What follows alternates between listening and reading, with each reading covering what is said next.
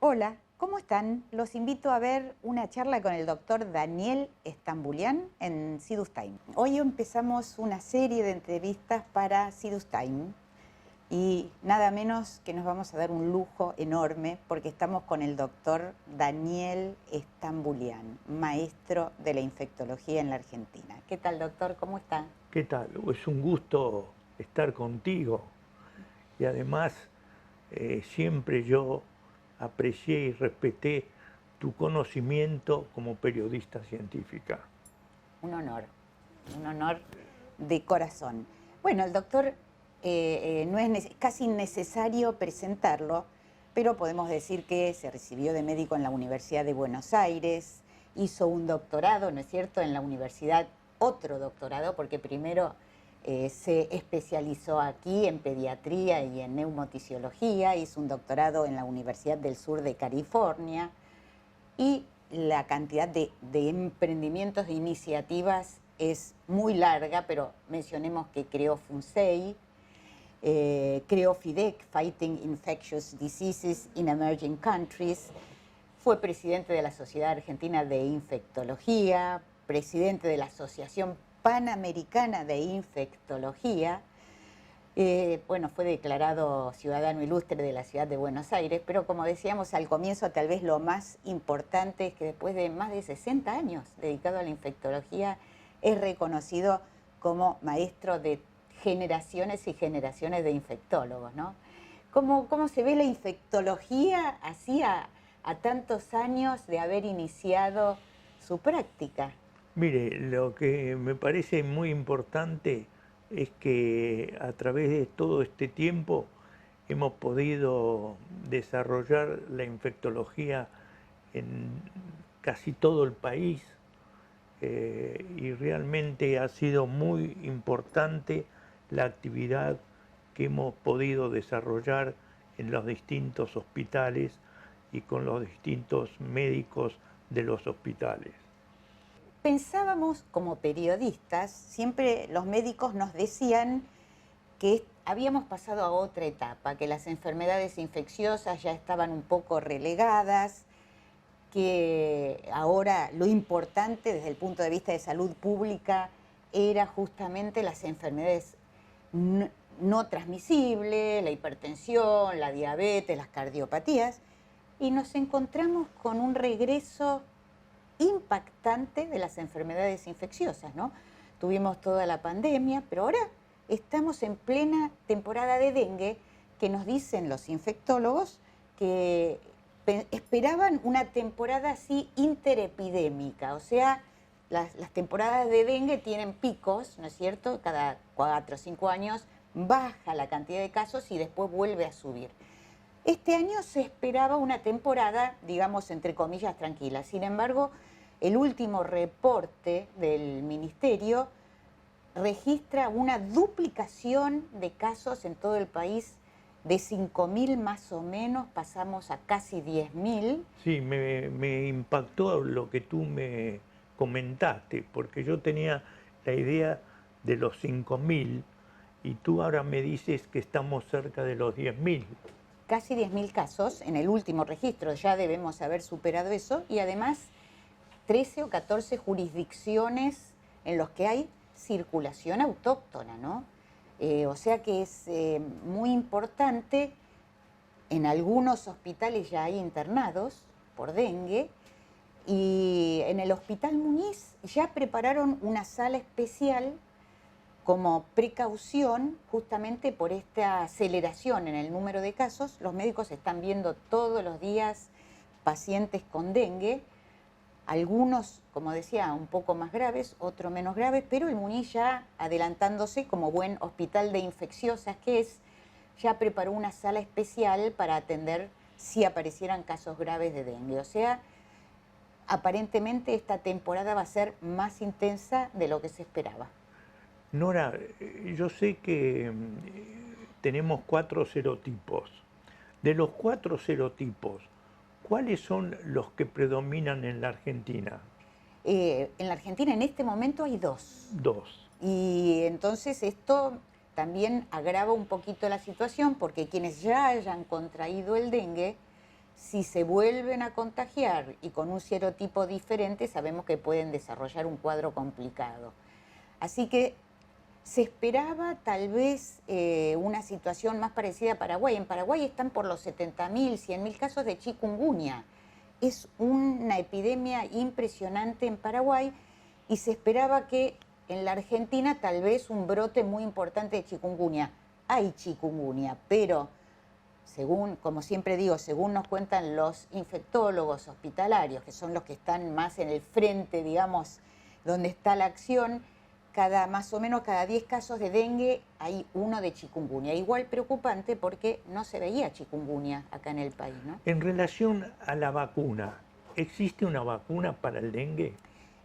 Están promoviendo ahora una vacuna que fue aprobada en los países asiáticos, se acaba de aprobar en Brasil y está bajo consideración del ANMAT una vacuna de Takeda, de un laboratorio muy importante. Sí. Pero bueno, no sabemos todavía si acá se va a aprobar en el país. Veremos si puede aprobarse y si previene estas complicaciones, ¿no? ¿Cómo se trataba el dengue antes, cuando no había ningún fármaco, digamos, para atenderlo? Era en general una enfermedad viral, infecciosa, donde uno observaba el periodo de incubación, que era más o menos de 15 días, y después el manejo era asintomático. Claro. O sea, No, la fiebre, los dolores articulares. las cefaleas, y había algunos pacientes que hacían encefalitis también. Pero ¿usted recuerda en la segunda mitad del siglo XX si había brotes de dengue así importantes en la Argentina? Yo creo que no. ¿Tú qué dices? No, empezó, digamos, a considerarse una enfermedad de importancia para la salud pública en el país alrededor del 98 más o menos, ¿no? Por eso es todavía un poco nueva para el público, ¿no? Las personas normales no la tenían en el radar como algo que había que prevenir, a pesar de que los entomólogos, los especialistas en mosquitos nos vienen advirtiendo que el mosquito Aedes aegypti, que es el que transmite el dengue, y la fiebre amarilla y el chikungunya y el Zika, se adaptó mucho a nuestras latitudes y ya en la provincia, en la ciudad de Buenos Aires y en el conurbano de la provincia de Buenos Aires, que tiene un clima un poco más fresco que las provincias del norte, ya hay mosquitos que sobreviven al invierno, huevos que sobreviven al invierno. Así que hay que empezar ya a tenerlo, digamos, como así como uno previene la gripe, ¿no? Sí, en relación a viste que hay 4 serotipos de dengue. Nosotros tenemos en nuestro medio 2. Sí. En relación a las vacunas, ¿tenemos vacunas? Todavía no está aprobada por la ANMAT, o sea que la vacuna que no había, la vacuna que está siendo aprobada, que se aprobó en Asia, ahora la acaba de aprobar Brasil, está, digamos, ya presentaron todos los papeles para ver si la aprueba la ANMAT, pero todavía no tiene aprobación acá en el país. Pero cuénteme un poquito sobre sus inicios. ¿Por qué eligió la infectología? Mire, yo tuve la suerte de cursar en el Nacional Buenos Aires. Y cuando estaba cursando en el Nacional Buenos Aires, había un profesor de botánica, Mullman, que nos llevaba los domingos al jardín botánico y nos reuníamos, y fue allí donde me pareció muy interesante la botánica, todo. Entonces cuando le hablaba con él, me dijo, no, vos tenés que hacer algún tema médico. Entonces me mandó y me llevó a hospitales, y entonces allí vi que realmente la parte médica era lo que me entusiasmaba, y ahí empecé a dedicarme. No es de familia de médicos usted. No. No. O sea, fue el primer médico de la familia. Exactamente. Y mire cómo digamos, la carrera que hizo, es impresionante, ¿no? Porque tuvo realmente trascendencia internacional. Sí, la verdad que una de las actividades más lindas e interesantes que tuve fue cuando me fui a Los Ángeles. Y en Los Ángeles hice un postdoctoral training en enfermedades infecciosas durante 2 años en la Universidad del Sur de California, y realmente fue impactante todo lo que pude ver y aprender. Y eso lo trajo después al país, ¿no? Exactamente. Fue realmente muy importante lo que pudimos hacer. Y recuerdo que los médicos con que estábamos trabajando se entusiasmaron mucho en todos los temas infectológicos. ¿Estaba avanzada en ese tiempo la infectología aquí en la Argentina o estaba un poquito...? Yo creo que la infectología aquí estaba todavía en sus comienzos, pero después eh, empezamos a trabajarla y nos entusiasmamos. Y doctor, yo digo que usted es maestro de generaciones y generaciones de infectólogos porque además de su trabajo asistencial, trabajó en la UBA como profesor, trabajó en el CEMIC, que es un hospital universitario. ¿Le gusta ese intercambio con los médicos jóvenes? Sí, es mi pasión poder trabajar con los médicos jóvenes y tratar de transmitirles el conocimiento y la necesidad de ir formándose porque son fundamentales para el futuro del país. Doctor, hubo que reescribir muchas veces los libros de texto, ¿no? En infectología, porque fueron incluso, bueno, ahora tenemos estas virosis nuevas, como el chikungunya y el Zika, que llegaron no hace tanto, hace algunos años al país. Entonces un infectólogo no se podía quedar con lo que la medicina, no solo desde el punto de vista terapéutico, sino que llegaban nuevas infecciones al país, ¿no? Sí, y yo creo que en ese sentido fue muy importante todo lo que pudimos hacer conectándonos fundamentalmente con la ciudad de Los Ángeles, con la Universidad del Sur de California, donde para mí fue un privilegio ser profesor allí y trabajar con ellos. Claro. Y doctor, ahora, como decíamos, habían considerado un poco, digamos, relegada, como ya dominadas las enfermedades infecciosas, por un lado por las vacunas y por otro por los antibióticos.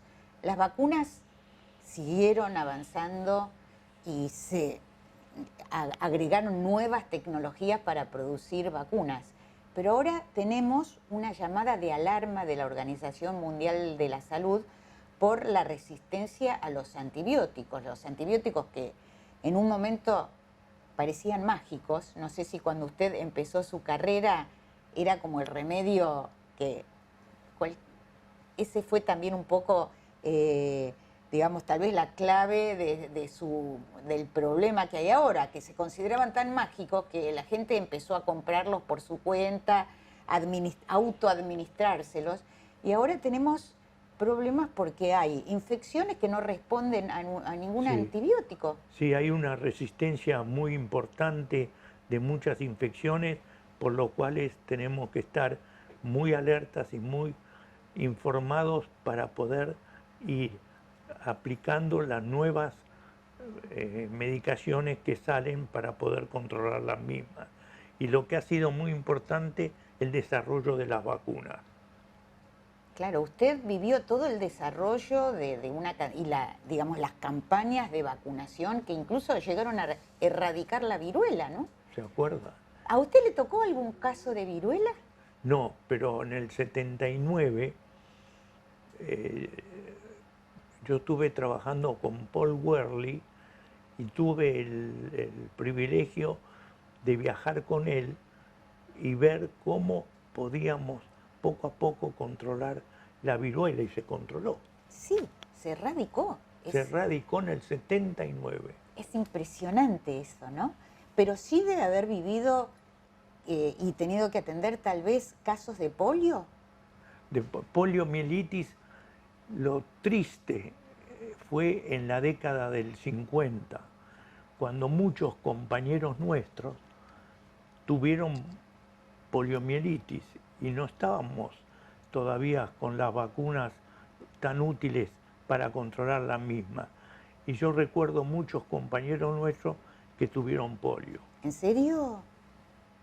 Claro, uno a veces no toma conciencia de lo que significa haber tenido una vacuna, bueno, más de una ahora, para poder eliminar la polio, ¿no? Que ya no sea un problema de salud pública, salvo en 2 o 3 países que queda, pero ya Pero casi no... ya no la vemos y realmente fue una medicina muy importante para controlar una enfermedad que yo la viví con compañeros míos que tuvieron poliomielitis y después con la vacunación uno la controló. Claro, ¿se acuerda cuando pintaban los árboles con cal en los barrios, no? Como suponiendo que de esa manera se podía prevenir. Yo me acuerdo cuando iba a la escuela, que era chiquita, y los cordones, los árboles pintados de cal, ¿no? Sí. O sea, era una cosa terrorífica pensar que un chico podía quedar lisiado o incluso morir por la polio. Exactamente, y lo que realmente con la vacuna, la Sabin, la Sol, que después tuvimos y se pudieron aplicar, fue una revolución en el control de la enfermedad. ¿Qué le diría usted a aquellos, incluso hay algunos médicos, pocos por suerte, que ahora están contra las vacunas? Yo creo que es una situación incomprensible, porque no hay herramienta más importante que haya sido útil en el control de las enfermedades como las vacunas y el agua. El agua y las vacunas han sido importantísimas y yo creo que las vacunas son herramientas fundamentales para el control de las enfermedades. Claro, y volviendo al tema de la resistencia a los antibióticos, ¿usted en la práctica también vio que sus pacientes a veces se autoadministraban antibióticos de manera no adecuada y eso contribuye justamente a generar la resistencia antimicrobiana, ¿no? Sí, lo que hemos tenido, a los antimicrobianos. Sí, lo que hemos tenido suerte es que han aparecido nuevos antibióticos y que realmente hoy podemos controlar la mayoría de las infecciones. Eso es, digamos, es una suerte por un lado y por el otro para los casos que tienen resistencia tremendo porque no hay fármacos para algunas enfermedades, pero realmente uno puede ir combinando antibióticos y poder controlar la mayoría de las enfermedades. ¿Qué diría usted que es fundamental o muy importante en la formación de un buen infectólogo o infectóloga? Sí, yo creo que es fundamental después de la residencia. ¿Vio? Cuando uno se recibe, hace una pasantía en clínica médica o pediatría y después de hacer esa pasantía se dedica a la infectología y realmente ha sido una herramienta fundamental para la formación de los médicos, las pasantías en infectología que se hacen después de la residencia. Claro, o sea, usted aconsejaría una buena formación médica y después hacer la especialidad en el control de las enfermedades infecciosas. Y hay que trabajar también en conjunto, en interacción con microbiólogos, con virólogos. Es fundamental, mire, el Malbrán, por ejemplo, el poder trabajar con ellos, realmente nos ha enriquecido muchísimo en aprender el porqué de muchas infecciones y cómo poder llegar a controlarlas. Y en este momento el Malbrán es un centro de referencia para la Organización Mundial de la Salud, ¿no? Es realmente un centro de referencia para el país y para Latinoamérica fundamentalmente. Y en parte por la tarea de usted y de otros infectólogos, me parece que avanzó muchísimo en estas últimas décadas el país dentro del campo de la infectología, ¿no? Es reconocido como un país que tiene especialistas de muy alto nivel en todas las áreas, ¿no? Porque no es solamente uno piensa en las bacterias o en los virus, pero también los hongos, ¿no es cierto? Hay otros microorganismos que también entran dentro del campo de la infectología y la Argentina tiene en ese sentido, ¿no?, grandes especialistas. Grandes especialistas, me acuerdo mucho todo lo que pudimos aprender de Negroni. Negroni, claro. En todo lo que era fundamentalmente las infecciones por hongos y yo creo que el Malbrán nos ayudó muchísimo a entender bien las causas de las infecciones y cómo controlarlas. Y usted ahora sí, después de tantas décadas de dedicarse a su especialidad y al tratamiento de pacientes, porque siempre estuvo cerca, ¿no?, de los pacientes, ¿todavía le sigue gustando la infectología como al principio? Sí, la verdad que siempre me entusiasmó y realmente uno sigue practicándola y sobre todo creando grupos de trabajo. Hay una de las cosas más importantes que he aprendido, que cuando uno tiene una idea, tiene que hacer un grupo de trabajo de 3, 4, 5 personas y junto a ellos llegar a poder desarrollar y controlar muchos de los problemas que nos presentan las enfermedades hoy. O sea, la importancia del equipo, ¿no? Exactamente, el grupo de trabajo. Eso ha sido para mí una de las actividades más entusiasmantes que he tenido.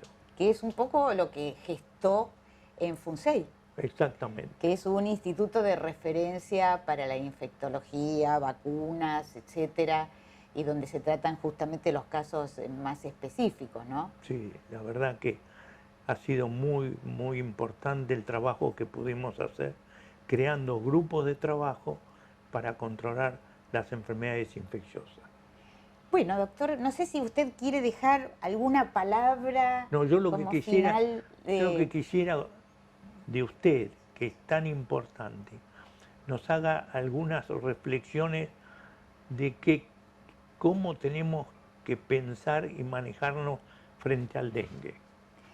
Bueno, yo le puedo hacer un comentario desde el punto de vista periodístico.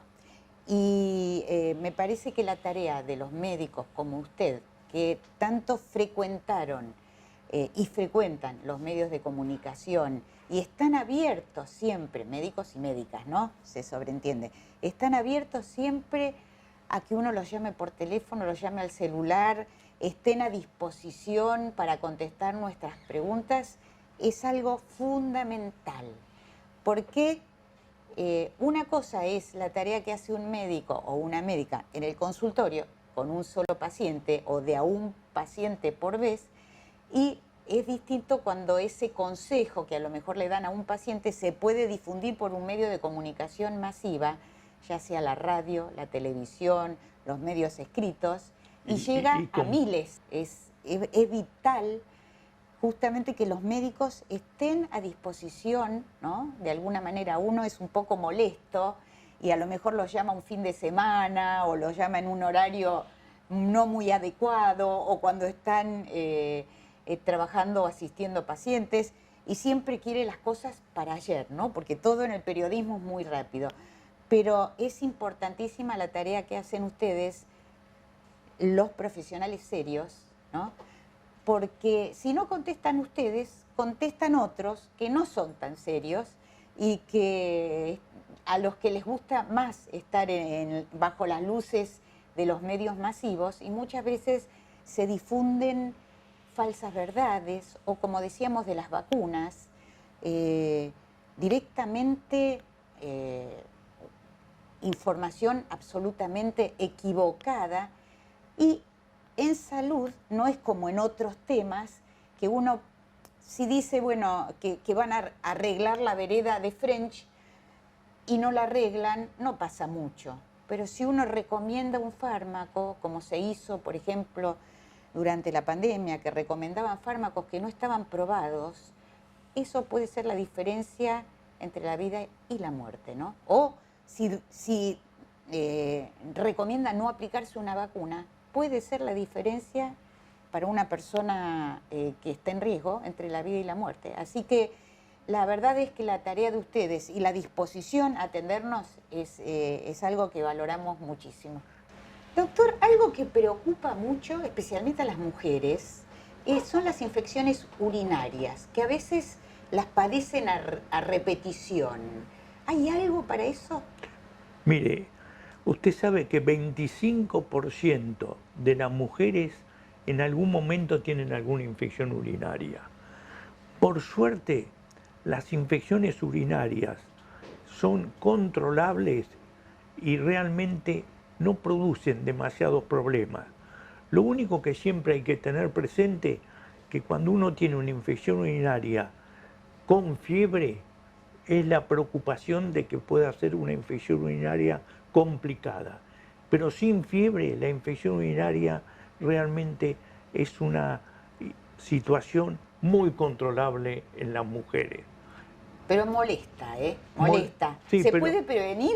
Sí, usted sabe que hay medicaciones que después del tratamiento uno le da un comprimido una vez por día durante un mes, 2 meses y controla la infección. Ah, bueno, eso es importantísimo porque hay muchas veces ocurre que se dan estas infecciones urinarias y son, como usted dice, tal vez no son tan trascendentes, pero complican la vida diaria, la calidad de vida, ¿no? Pero por suerte, después del tratamiento, que habitualmente se hace muy corto, alrededor de una semana, después se recomienda un comprimido por día durante un mes, 2 meses, nos previene las infecciones. El problema de las infecciones urinarias son más importantes en el varón. Ah. En el varón, las infecciones urinarias, debido a la próstata o prostatitis que se complica, las infecciones urinarias en el varón siempre tienen alguna causa predisponente, es decir, alguna alteración que la produce, y ahí sí se necesita un tratamiento que en vez de una semana tiene que ser de 2 semanas y estudiar bien la causa por qué el varón ha tenido la infección urinaria para poder controlarla. Hay un tema que siempre nos entusiasmó, que es la posibilidad de prevenir las infecciones urinarias. Y cuando salió el arándano, hemos aprendido que con el arándano uno puede tener bacteriurias que no afectan a las paredes del tracto urinario y realmente se controlan muy bien con estas medicaciones, con el arándano, que viene a ser una medicación que controla las infecciones urinarias y realmente es muy importante su utilización al respecto. Qué interesante, la verdad. Sí, sí, es muy, muy útil y el arándano es una herramienta que hemos aprendido a utilizarla y evita que los gérmenes se peguen a las paredes del tracto urinario y nos den las infecciones. Es muy importante el arándano y hay laboratorios que tienen este producto y realmente es preventivo 100%. Y tener siempre presente que las vacunas, junto con el agua, han sido las herramientas fundamentales para control de las enfermedades. Doctor, le agradecemos enormemente estos minutos, un lujo poder haber hablado con usted. No, para mí, porque yo siempre la he respetado, porque usted es una periodista única en la comunicación. Doctor, muchísimas gracias. No, por favor.